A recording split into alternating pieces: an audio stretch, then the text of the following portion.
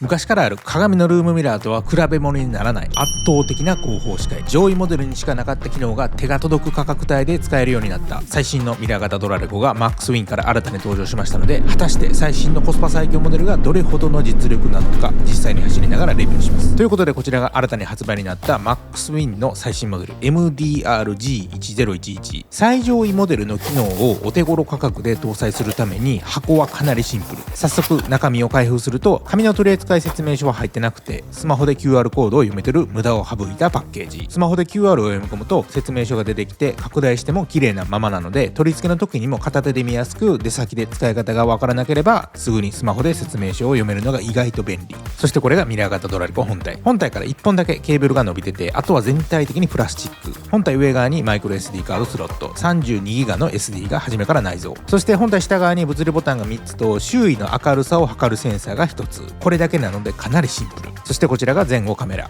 のレンズの周りがカバーで覆われているので、ガラスへの周りの景色の映り込みを軽減し、反射を抑えるので綺麗に撮影ができるようになってて、カメラ自体もレバーで角度の変更が可能になってます。そしてこちらが GPS、 ダッシュボードの上に貼って取り付けるタイプですね。その他の付属品はこちら GR86 などフロントガラスにルームミラーが付いている車種用のケーブルを隠す用のカバー。そしてこちらが取り付けステー。今回のミラー型ドラレコは純正のルームミラーの根元から完全に取り外して丸ごと交換するタイプなので、取り付けステーが入ってます。ただ車種専用のステーが別であって、今回はそっちを使うのでこれは使わないです。そして最後にかなり長めの電源ケーブル。これを使って先ほどのミラー型ドラレコ本体とフロントリアカメラ、そして車の電源と接続する感じ。シガーソケットから電源取らないので、取り付け後の見た目がすっきりします。以上で開封の儀は終わりで、早速車に取り付けたいと思います。ってことで今回も自分では取り付けが無理なので、いつもお世話になっている大阪の枚方にあるコーティングと電装取り付けのプロショップディテールファクトリーさんで取り付けてもらいます。まずは元から付いている純正のルームミラーを外します。カバー開けると中にネジがあって、それ外すと取れるようになってます。それができたらリアカメラの取り付け。カメラの取り付けは両面テープで貼るだけで簡単ですが、車の一番後ろに取り付けてから前まで配線をきれいに持っていき処理するのが素人では難しいところですね。今時の車はサイドエアバッグがあるので、それを避けるために車の下の隙間を使って配線していきます。大体の国産車だとこの下のところ外せば中に配線が通ってると思うので、そこの空間を使って後ろから前にケーブルを持っていき、ミラー型ドラレコ本体を取り付け、フロントカメラを窓に貼り付けて、その後に全ての配線をつなぎます。配線はこの天井の内張りの中に通し、サイドピラーの中を通して下に配線通して、後ろから引っ張ってきたリアカメラのケーブルも接続し、ヒューズ電源から電気を取って、これで取り付けが完了です。動画だと簡単そうですが、素人がやるとまず内装のパネルを割らずに外すところから始まって、配線の加工が必要な時もあるので、よくわからん人は初めからプロに丸投げが安定です。ディテールファクトリーさんでは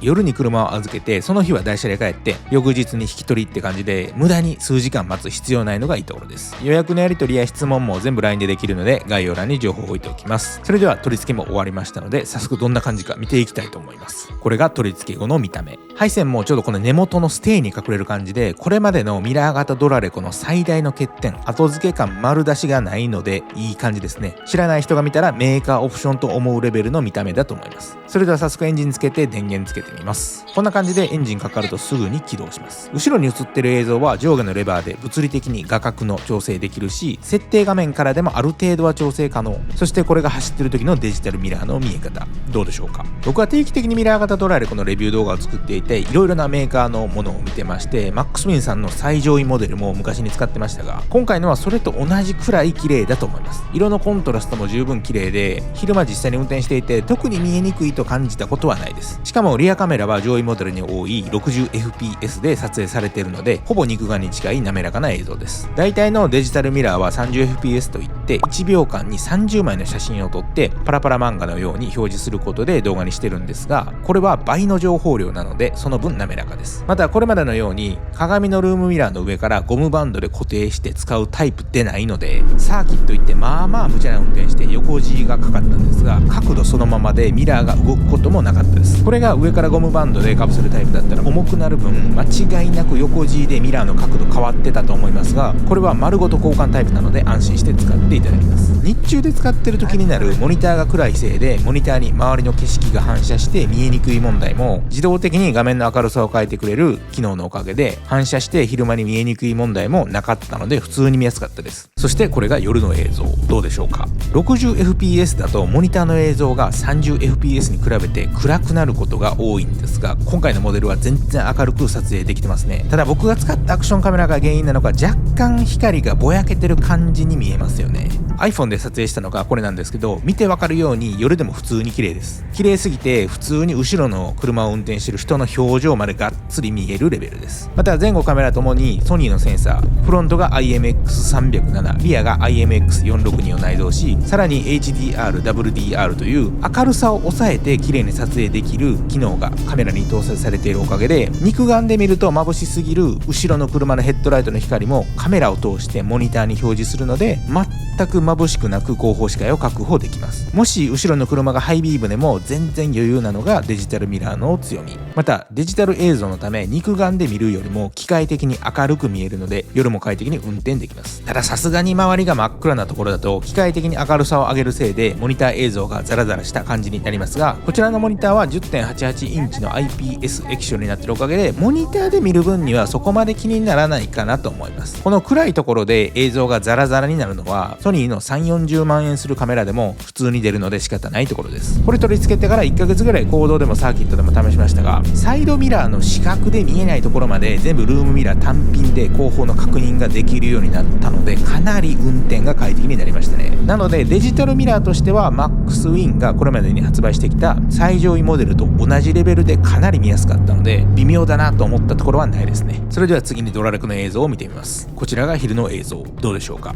画質は普通のドラレコって感じですね。カメラのスペックが前後とも 1920×1080 のフル HD、フロント200、リアが210万画素と今販売されている普通のドラレコと一緒なので、画質は正直言うと普通ですね。フロントとリアどっちもですが、真ん前と真後ろであればナンバーの情報、地名から4桁の数字まで全部読めますが、離れるとちょっときついです。4桁は読めるけど地名とかまではかすれて見えないことがありました。最近出てきた 4K 画質でないので仕方ないかなと思いますが、画質に関してはごく普通のドラレコです。それでは夜の映像がこちら、どうでしょうか。ナンバーは昼もそうですが、真ん前と真後ろに車がいれば全部読むことはできますが、ちょっと離れたり隣の車線にいる車のナンバーになると頑張って4桁なら読めるかなって感じ。デジタルミラーは昼でも夜でもかなり見やすくて全く問題なかったんですが、ドラレコの画質は正直普通なので、画質が気になる方はこれプラス 4K もサブでつけるのがいいかもしれないです。その他の機能としては駐車中に撮影をする駐車監視モード、タイムラプスといった電力の消費を抑えた撮影方法で長時間の当て逃げを監視したり、衝撃を検知した時に普通の録画をしてくれる衝撃検知の2種類が選べます。またギアをリバースに入れるとデジタルミラーの映像が下方向に切り替わってガイド線が出るので駐車する時に便利。またデジタルミラーを使い始めたばかりの人だと従来の鏡とは見え方が全然違うため後続車との距離感がつかみづらいんですが、カメラ映像をズームできるので鏡の見え方に近づけることもできます。ただこれするとデジタルミラーのメリットを潰してしまうので、一番広角の状態にして慣れてしまうことをお勧めします。撮影した映像はミラー型ドラレコ本体でこのように見ることもできますし、 SD カードを外してパソコンで再生も可能。パソコンだと専用ソフトがあるのでそれ使えばこういう感じで Google マップなどの情報を入れてデータの確認ができるようになってます。そして最後にこのミラー型ドラレコの唯一のデメリットなんですが、こちらタッチパネル式でなくて全て下の物理ボタンで操作するので、タッチパネルに比べると操作感は落ちますが、そもそもドラレコって一度取り付けて最初に設定したらあとはそんなに触ることないですし、逆に指紋がつかないのでそう考えればそこまでデメリットではないかなと思います。今回取り付けてから1ヶ月ほどほぼ毎日使いましたが、デジタルミラーの性能はめちゃくちゃ良かったです。昼も夜も見やすくて純正交換タイプなので後付け感ゼロ、メーカーオプションレベルの仕上がりでした。ただドラレコの画質に関しては最近の 4K モデルと比べるとちょっと画質荒めかなというのが正直な感想です。今回紹介した MaxWin さんの最新モデルは動画の下にある概要欄に Amazon のページを貼り付けておくので、他の方のレビューも合わせて読んでいただいて参考にしていただければと思います。ということで今日はこの辺で、最後までご視聴いただきありがとうございました。